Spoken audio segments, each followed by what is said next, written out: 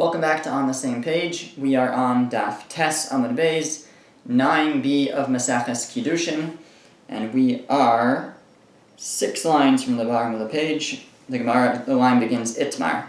Now previously the Gemara was discussing that when a person wants to be Makadesh, wants to betroth a woman using a shtar, a document, so the Gemara had a question, but it came out that he has to write it Lishma. He has to write on the document the words. We saw different words that he could write. Harayat Mekudeshesli, you're betrothed to me, would be the classic choice. And when he writes that, he has to write it Lishma, for her sake, with the woman that he's going to betroth in mind. That's the halacha. It's learned from get. From a divorce document, it has to be written Lishma. The Torah says V'kasavla, he should write for her. So we have a juxtaposition and we compare the entry into marriage, the betrothal to the exit to a divorce, just as the divorce document has to be written lishma for the sake of that woman. So too, if a person is betrothing with a shtar, he has to write the shtar, the document, lishma for the sake of the woman. So the Gemara now says itmar. It was said, it brings a machlokas, a dispute about the following. Kasvo lishma. What if he wrote it for her sake, v'shelo midaita, but without her agreement, meaning he didn't get her agreement before he wrote the document. Now, when it comes to Kiddushin, you can't force a woman to be betrothed to you. She has to agree to accept the Kiddushin. But we're talking about where he didn't have her acceptance before he wrote it. And the question is, does he need her agreement before he writes it? He writes it with her in mind, but does he need her first to agree to it? So the Gemara says, Rava v'Ravina amri mikudeshes. Rava and Ravina say that now when he gives her this document, she is mikudeshes, she is betrothed, even though he didn't check with her before he prepared the document.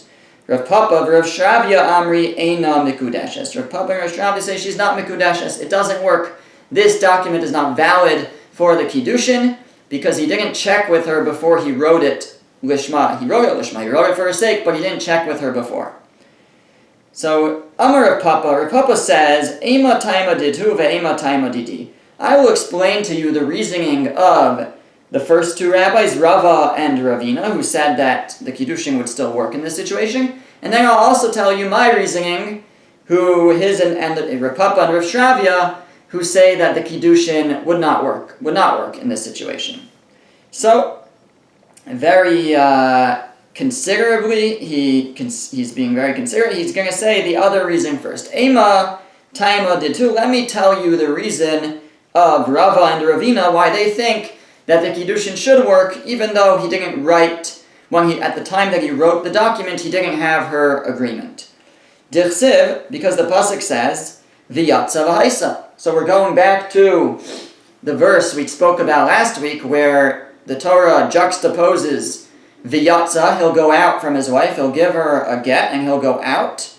She'll go out from him, he'll give her again, she'll go out. And then in the same pasuk it says, V'yatza v'holcha, and she'll go v'haisa leish acher, and she'll marry another man. So we juxtapose the divorce with another marriage. So we have a comparison. Now we're going to learn to compare marriage, betrothal, to divorce. Makish havaya liyitzia, we compare the havaya, the coming in, the becoming a wife, to the exit, to the leaving, a divorce. When it comes to a get, according to Torah law, a man does not have to consult with his wife before he divorces her. According to the Torah, a man is allowed to divorce his wife without her agreement, and therefore he writes the get for her sake, but he doesn't have to get her agreement for it. Now there's a takana of Rabbeinu Gershon. There's a long-standing, and now it's a halacha, then that was enacted, that nowadays we do require the agreement of the wife, but according to Torah law, a man could divorce his wife without her agreement. So just like when it comes to get, when it comes to divorce, he does not have to get her agreement, and he could prepare the get well, he could give it to her without her agreement. Obviously, he could prepare it without her agreement. So too, af havaya nami lishma v'shalom idaita. So havaya, so entering a marriage also, if one wants to betroth with the shtar, with the document, he can do so. He has to do it lishma, we learned. He has to reg it for her sake, but he does not have to have her agreement, just like by get. Again, we're not going to go so far as to say that he can betroth her against her will. That we learned from a different pasuk, that he can't do that. But he can at least prepare the document against her will. That is, or not against her will, or without notifying her first, without her acquiescence. That is Rav Papa explaining the first opinion, which was the opinion of Rava and Ravina, that the Kiddushin works. Then he says, Ve'ema taima didi. And now I'm going to tell you my reasoning, why I say the Kiddushin doesn't work. V'yatza v'haisa. It's also that I want to compare marriage, betrothal, to divorce. V'yatza, she'll go out from her husband. V'haisa, and she'll go and become the wife of another man. And makish havaya liyatzia, we compare divorce, or havaya, entering, becoming a wife, to yitzia, to leaving a marriage.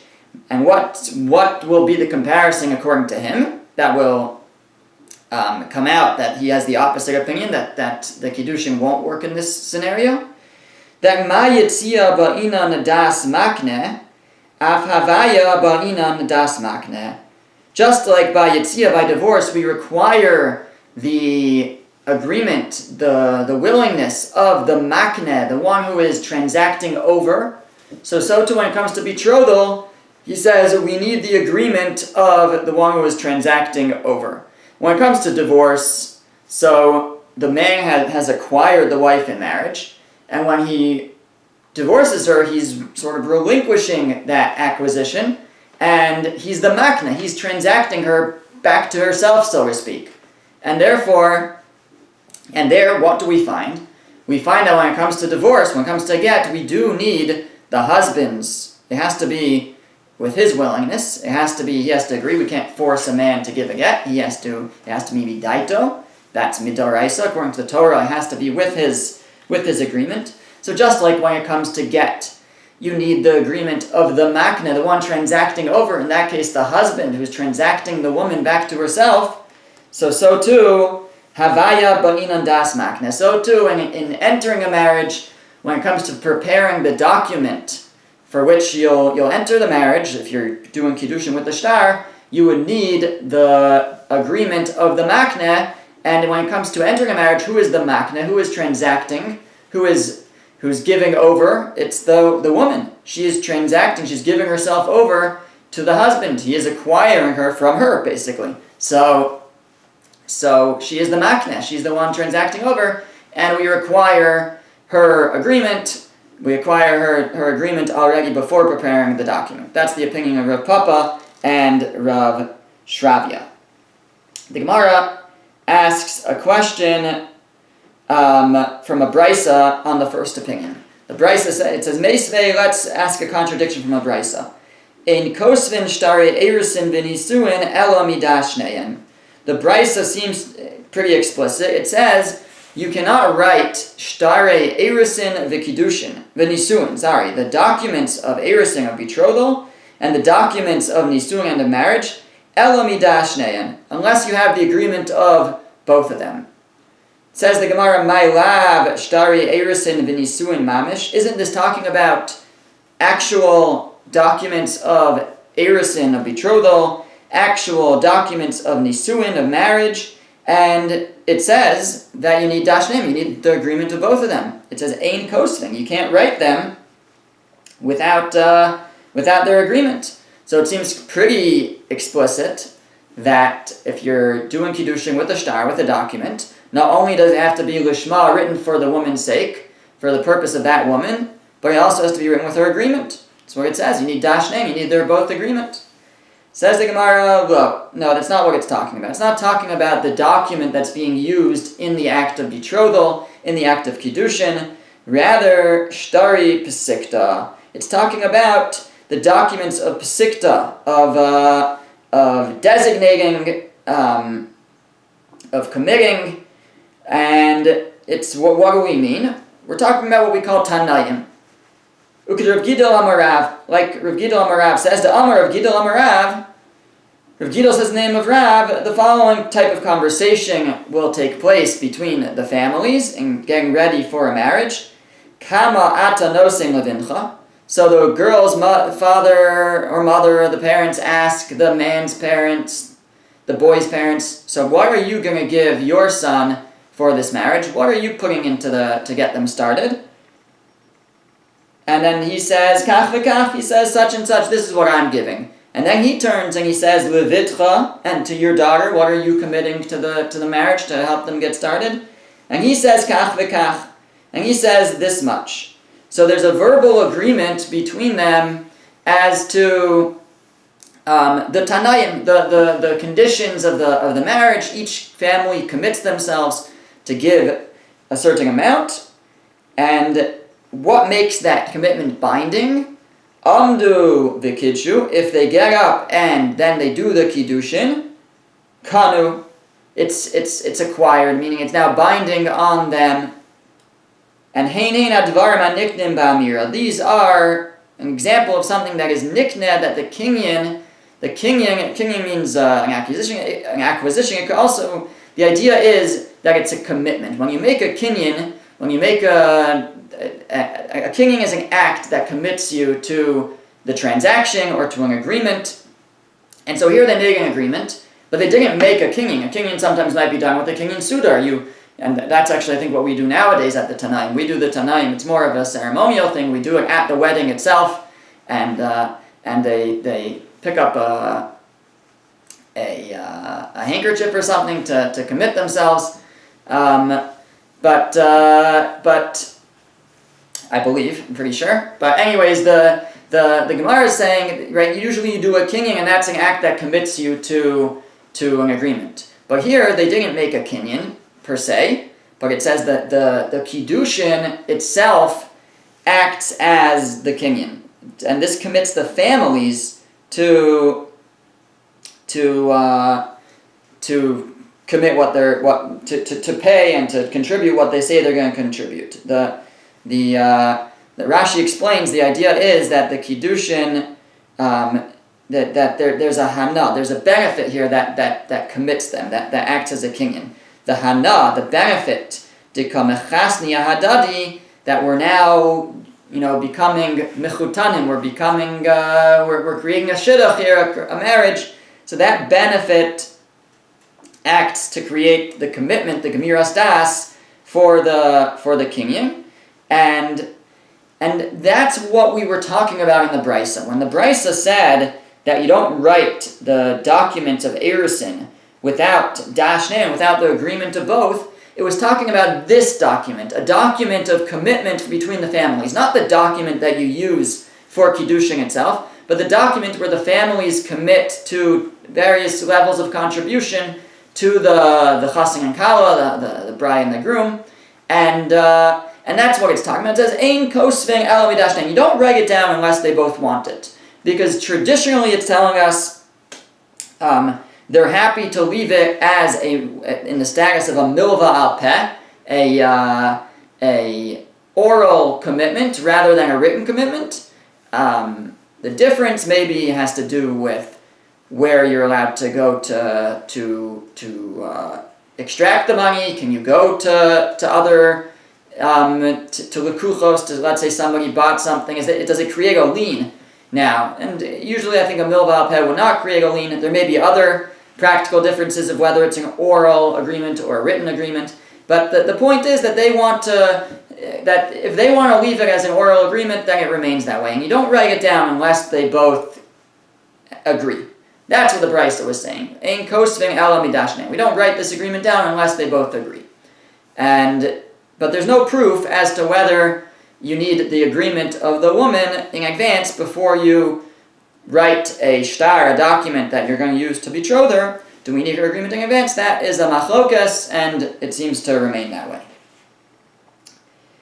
Okay, now the Gemara goes back to the Mishnah. The Mishnah listed 3 ways in which a man acquires a wife, and the third was bia, through sexual relations. So the Gemara says we're in the wide lines of the Gemara, 5 lines down. Bia, that one can betroth with bia, with relations. Ask the Gemara minalan. What's the source for this? How do we know that one can betroth his wife with bia? So Amar Rabbi Abo, Amar Rabbi Yochanan. Rabbi Abo saying the name of Rabbi Yochanan, De Amar Kra, because the pasuk says, Be'ulas Baal. It's talking actually in that context about where adultery is taking place, but it refers to the woman. It says if you find a man lying with a woman who is Be'ulas Baal. She's married, but the way he expressed it is Be'ulas Baal.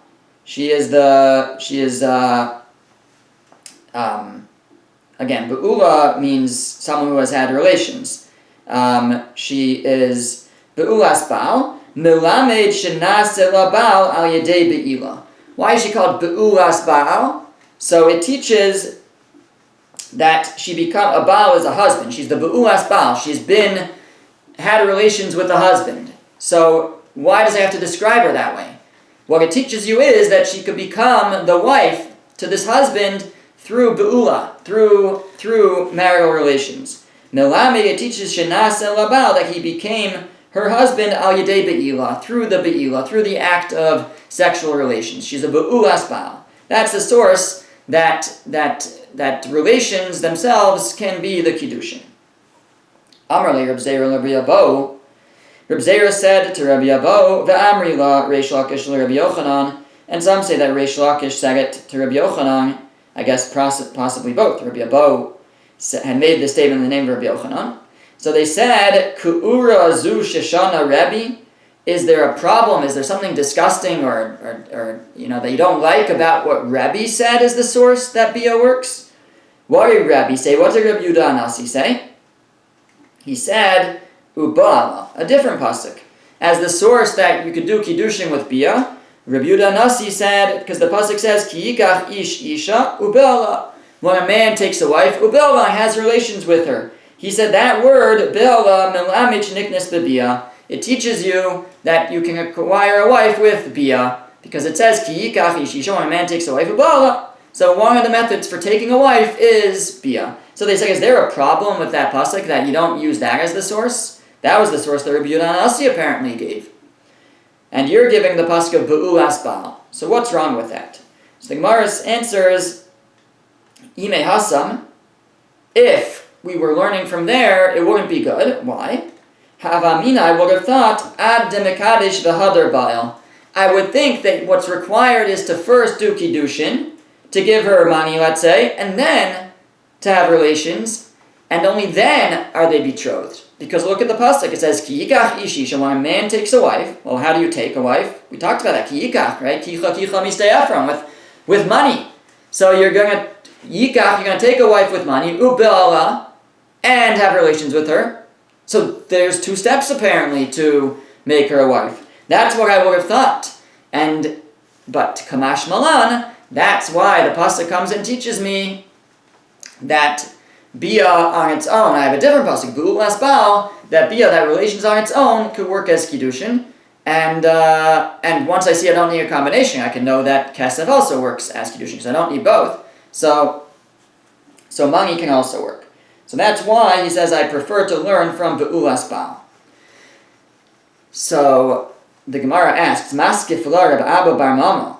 Reb Abba bar Mamo asked, do you really think that someone could interpret that verse that way?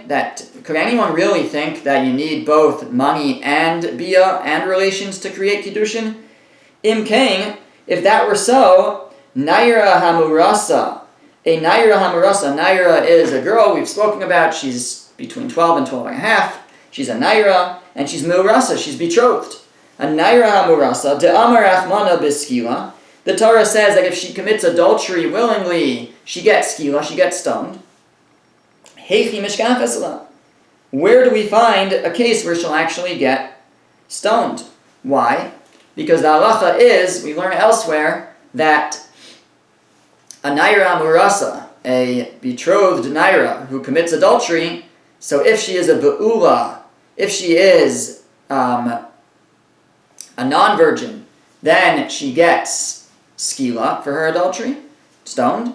And if she is a virgin still, then she gets chenek, strangle. That's her capital punishment for adultery. So the question will be, if such a havamina, if you could really entertain the notion that you can have that in order to have a kiddushin, you need both a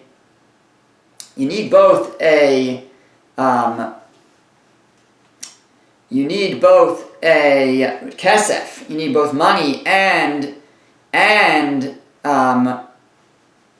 betrothal and bia and relations. You need both money and relations. So how do we ever have a case of the naira amurasa who gets skila? Why? Because in order to get skila, she has to be a virgin. She has to be a virgin to get skila. Or if she's a virgin, she would get skila. If she's a non-virgin, then she would get chenek. She would get strangulation. So I get the opposite. A virgin gets skila, a non-virgin gets strangulation. So the question is, how would we ever have a case where she's a virgin and she's betrothed that she would get skila? Ida aktish v'hadar baal, if you gave her, because you're saying you need both money and beila to become betrothed in the first place. So ida aktish v'hadar baal, if you gave her kiddushin and did beila and had relations, which you're saying is necessary to make a kiddushin in the first place, or you're suggesting such a notion, so then be'ulahi, then she's a be'ula, she's a non-virgin, and she doesn't get skila, she would get strangulation for her adultery. Ida aktish v'lo bayil, and if she just did kiddushin with kesef, but she didn't have relations, according to your suggestion, that's nothing. She's not even betrothed, and she's not a naira hamurasa. She's not a betrothed naira. She's just a penuya. She's an unmarried, unbetrothed woman, and that's a totally different story. So, how can you say, again, this is all in like a havamina, it's what I would have thought, but Rabbi Yochanan's response was, the reason why I can't learn from Rabbi Yehuda Hanasi, from Rebbe's verse, is because I might have said that verse means that you need both money and bia before you have kiddushin. And the Gemara is asking, how can you even have that? How can you entertain that possibility? If that were true, then it would contradict another section in the Torah which says that a naira hamurasa, an engaged naira, who is a virgin, gets skila for adultery. But there would never be such a case, because you can't have a betrothed virgin, because in order to become betrothed, you need to have relations and become a non-virgin. So such a possibility, such a havamina, such a notion can't really be entertained. Amru Rabbanan kamei da Abaye. The rabbi said before Abaye the following answer. Mishkaf asla kigon sheba aleha arus shelo kedarka. We'll tell you how you can have a case of a virgin who is betrothed. How can you have a virgin who is, if it's true that you need both kesef and bia, kesef and relations, in order to become betrothed, so how could you ever have a virgin who is betrothed? So I'll tell you, he says, the case would be shebala aros shelo kedarka, that the aros, the husband or the fiance, the aros, was ba'aleha, he had relations with her shelo kedarka, atypical relations, anal relations, which is forbidden, but if he did, then the Gemara is saying that may be able to satisfy the requirement for kiddushin, if there's such a requirement to have both kesef and bia, to have money and relations. So that is bia, that is relations. It's atypical, but it's relations. So there's a kiddushin. She's betrothed, but she's still a virgin, and that could be the case where you have a naira amurasa, you have a betrothed virgin that even though you require relations in order for her to become betrothed. Amar le Abaye said that's not going to be a valid explanation, because in such a case, everybody would agree that she is considered a be'ula. She's not considered a virgin anymore in that case. Amar le Abaye said to these Rabbanan who made that suggestion, he said, Ad kan lo pligi Rebbe v'Rabbanan elo be'acher. There is a machlokus about this. There is a dispute between Rabbi Yehuda Nasi and the Rabbanan about whether bia shelo kedarka, atypical bia, is enough to turn the woman into the status of a be'ula. Does it make her considered a non-virgin? But he says Abaye, but they only argue ela ba'acher if it was someone who's not the husband who did that to her, who had relations with her in that way.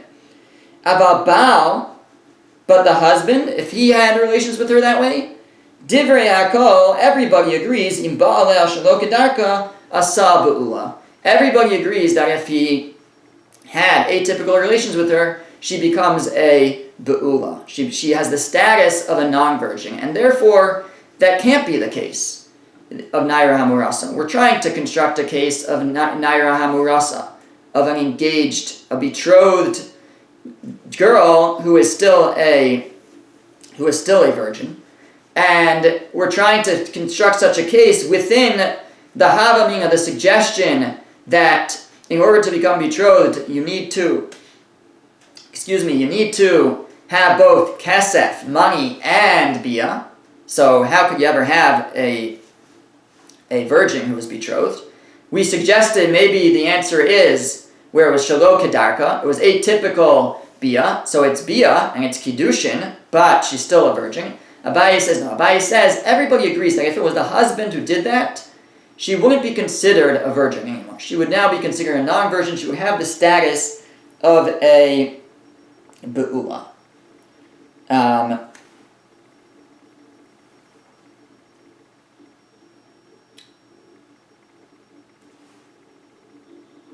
And the Gemara is going to explain it later. It's learned from a pasuk. It's learned from, again, that same pasuk of Be'ulas Baal, that when she's had bia, she's had relations with her husband, she becomes a Be'ula.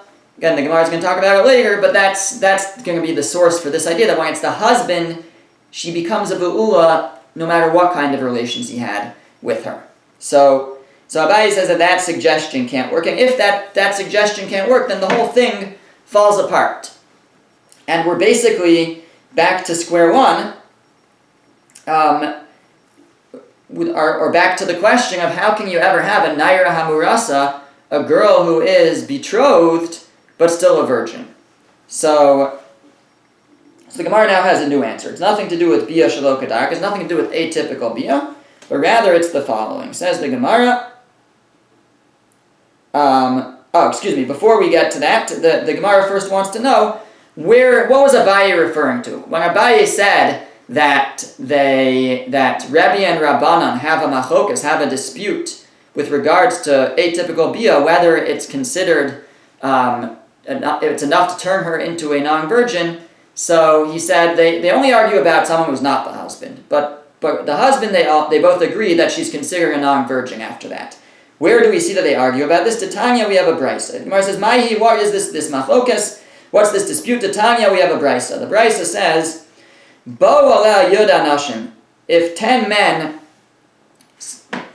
consecutively had relations with a woman, ve'adayin hi besula, and at the end of it all, she's still a virgin, because it was shelo kedarka, it was atypical, it never broke her virginity. So then, kulan biskila. The halacha is that they all get skila. This is with a betrothed woman. They would all get skila, they would all get stoned. Why? Because they all had relations with a virgin. And when it's with a virgin, the halacha is skila for adultery. So they would all get skila. That's the opinion of the first opinion of the Rabbanan. Rabbi Omer, Rabbi says, Omer Ani, I say, Harishon beskila. The first one gets skila, the first one gets stoned, because the first one had relations with a virgin. Vikulan bechanek, but the rest get chanek. The rest get strangulation. Now, how could that be? Or why would that be? If it was all shelo kedarka, if it was all, and because remember she's a virgin at the end, that's the case that we're dealing with. She's still a dying hi besula at the end. She's still a virgin at the end. So if it was all shelo kedarka, all atypical bia, so then they all had relations with the virgin. They should all get skila. So we see there's a machlokas Rebbe and the Rabbanan whether bia shelo kedarka turns her from a Bisula, a virgin, into a non-virgin. The Rabbanan say it doesn't, and therefore all 10 of them will get skila, will get stoned, because they all had relations with the virgin. But Rabbi says no, only the first one had relations with the virgin. He gets skila, the rest get chenek, get strangulation, because they had their relations with the non-virgin. But the Gemara is saying, Abai is saying that's only that whole machlokas is only because it wasn't the husband. If it was the husband, then everybody would agree that she becomes a be'ula with his act, even if it's shelo kedarka atypical. Fine, so we're back to the question though. The question is, how could we have a naira hamurasa, a betrothed naira, who's still a virgin? So Amar Rav Nachman bar Yitzchak said, it's very simple. Mishkachas la kigon shekidsha b'shtar. The case would be where the Kiddushin was done with the shtar. Meaning, within this havaming, within this suggestion that you need both Kiddushin followed by Bia to make Kiddushin, really. You need to give money and then have Bia to make a Kiddushin. But that's only if you did Kiddushin with money, he's saying. But if you did Kiddushin with shtar, then you don't need the Bia. Why should it be different? So, Holel v'gomer umotzi gomer umachnes. He says, since we know that shtar on its own has the ability to create sort of the level of gemira stas, of intent to take a woman out of a marriage, or for a man to send his wife out of the marriage for divorce. You just need a shtar, you just need a document. So too for entering a marriage, the document is enough on its own to have enough gemira stas, have enough commitment to create the kiddushin. So we're suggesting now, if you're using kesef, you're using money, then it needs to be accompanied by bia to make kiddushin. But if you're using shtar, if you're using a document, you only need the document, you don't need bia. And so that would be the case. If you want a case of a naira hamurasa, an engaged, a betrothed girl, still a virgin, she got betrothed with a shtar, and it's very simple. And that's how she's still a virgin, and that would be the case where somebody who had adulterous relations with her, would get skila because he had relations with a virgin, because her original kiddushin was with a shtar and did not involve any bia. Now again, all this is just a havamina. This is just what we might have thought. This is Rabbi Yochanan explaining why he didn't want to learn from Rabbi's pasuk. This is all not the case. You don't need both for kiddushin. You only need one. But this Rabbi Yochanan saying, had I learned from Rabbi Yehuda his pasuk of ki yikach ish isha bala, I would have thought that you need both. Ki yikach ish isha, when a man takes a wife with kiddushin, ubala, and does bia. I would have thought that you need both. That's why I have my own pasuk of bu'ulas baal to teach me that you only need that bia on its own works for kiddushin, and so too kesef, money on its own, will work for kiddushin.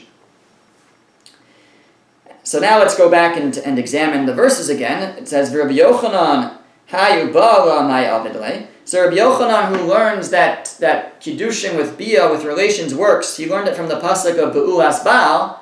So what does he do with the other verse of ubala? Ki yikach ish isha ba'al. When a man takes a wife and has relations with her, what's that ubala teaching me? So he says, Ahumi ba'ile, that is needed to teach me that zu niknis bebia ve'eng ama ha'ivriya niknis bebia. We need it to make an inference. We need it to teach me that ki yikach ish isha, when a man takes a wife, and under normal circumstances, then she's acquired with bia. Ve'eng ama ha'ivriya niknis bebia. But in a case, actually not a wife, if a man is acquiring a maidservant, a Jewish maidservant, which we spoke about earlier in the Masechta, so that he cannot acquire her with bia. He has to acquire her with money, right, probably with shtar also, with a document, but he cannot acquire her with bia. And we infer that from this, that when a man takes a wife and has relations, then, that's his wife, there, Bia works to acquire her, but by Ama Ivriya, by a Jewish maidservant, it does not work to acquire her. I might have thought to say, Teisi mikal v'chomer miyavama, that you can learn it from a kal v'chomer, a fortiori, from Yavama, a woman whose husband dies and they have no children. She now has to marry the husband's brother, and over there, how do you do yibum? How does she marry the brother? Only with bia. Bia is the only way. You can't use kesef, you can't use money. Just bia is the only way. And to be saying yavama she'em niknis bekesef, niknis bebia. If a yavama cannot be acquired with kesef, with money, and yet she could be acquired with bia, with relations, so this one, meaning the Jewish maidservant, sheniknis bekesef, she is acquired with money. Eino din sheniknis bebia. What can I say all the more so that she should be able to be acquired with bia? So I would have thought that you could acquire a maidservant with bia. That's why I need the inference ubila that a wife is acquired with bia, but not a maidservant. The Gemara asks, hold on a second, I wouldn't think that. I would say mali yavama shekem zikuka ve'omedes. I wouldn't think to learn from Yavama, just because Yavama works with Bia. I wouldn't think that Ama Ivriya, that a Jewish maidservant, works with Bia. Yavama is Zekuka Velmedis. A Yavama, she is already bound and standing. In other words, there's an existing tie now between her and her husband's brother.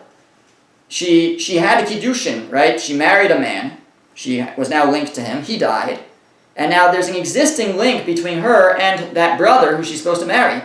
And, right, she can't just walk and go away and marry someone else. She would need chalitza. There's a process. But currently, they're bound together. So if they're already bound together, that's maybe where Bia would work. But Ama Ivriya, a random guy wants to purchase a maidservant. There's no attachment yet.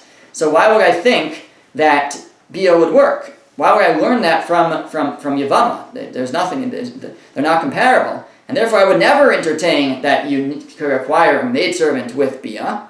And therefore the pasuk can't be coming to infer that you can't, because why would I entertain that? So the Gemara says, I would still entertain it, but for a different reason. Sagadai Techamina, since I might have thought to say, Hoil v'kasav, it says in the verse, Imacheres yikachlo, it says with regards to a Jewish maidservant that in the situation where he marries her, or the son marries her, that if he marries another woman, Imacheres yikachlo, then he still has to treat the first wife equally, basically. So, but the point is that it says, Imacheres yikachlo, if he would take another wife. Now, how would he take another wife? He would marry her in normal ways. So he kisha kasuv lacheres. There, the Torah compares this Ama Ivriya, this Jewish maidservant, to another wife that the man might take. And I would say, ma'acheres mikanya bebia, just like that other wife could be acquired with bia, because she's a regular wife. Af Ama Ivriya mikanya bebia, I would have thought that you could also acquire the Ama Ivriya, the Jewish maidservant, with bia. Kamash malan. That's why the Torah comes to tell me that that's not the case. Torah comes to teach me that we should infer, ubela, right, kikach ish isha bala, a man takes a wife and has relations with her, that he could acquire a wife with relations, but not an Ama Ivriya. I need the inference to teach me that you can't acquire an Ama Ivriya with bia, because otherwise I might have thought you could. I might have thought that you learn it from this juxtaposition where it talks about the man taking a regular wife along with his Ama Ivriya, that we should compare it. I learned from this inference that you don't, and you can't acquire an Ama Ivriya with bia. V'Rabbi Haisvar Minale, and Rabbi Yehuda Nasi, who did learn from the word ubila that you can marry with bia, you could betroth with bia. So he's using that word already for something. So this idea, that this inference that we need to learn out, that you can't acquire an Ama Ivriya with bia, Minale, from where does he learn that you can't acquire an Ama Ivriya, a Jewish maidservant, with bia? So he says, Gemara says, because imkein lichtav rachmana uba'al. The Torah could have said, kikach ish isha uba'al. when a man takes a wife and has relations. My uba'ala, why does it say the extra hey and he has relations with her? Shma mina tarti, that's in order to teach me two things. It could have just said uba'al, I would have known that you could do Kiddushin with relations. It said uba'ala, he has relations with her, also to now make an inference, her banaring Amma Ivriya wouldn't work for an Amma Ivriya. Rava de Amar, and according to Rava who says, Barahina Asberali, Barahina, someone named Barahima taught me the following. Barahina taught me that Kiikach Ish Isha Ubala. The pasuk says when a man takes a wife and has relations, and I learned from there, Kiddushin ha-mesurin libya havu Kiddushin, that you need Kiddushin that are mesurin libya. You need Kiddushin where, in order for Kiddushin to work, it has to be that that they are mesurin libya, that bia could take place permissibly. But if not, if that's havu Kiddushin, but Kiddushin she'ein mesurin libya, but if the Kiddushin that cannot lead to permissible relations, lo havu Kiddushin, then it's not Kiddushin. The example that Rashi quotes is if a man is betrothed, so let's say you have identical twin girls, they're sisters, and he betrothed one of them. He doesn't know which one. So he won't be able to have relations with her because he doesn't know if this is his wife or it's his wife's sister, and a wife's sister is forbidden. So he can't have relations with her. So that is a Kiddushin. That Kiddushin won't be valid in the first place because it's not Mesurim Labia. It can't lead to a permissible Bia. So that's what Rava quotes from Barahina, and he learns it from that word, Ubala, Kikach Ishisha Ubala. When a man takes a wife and is Baal her, and he has relations, that the Kiddushin has to be able to lead to relations. So if that's the case, so I use that word, Ubala. So Ma'ikala Meimar. So what can one say? What can one say?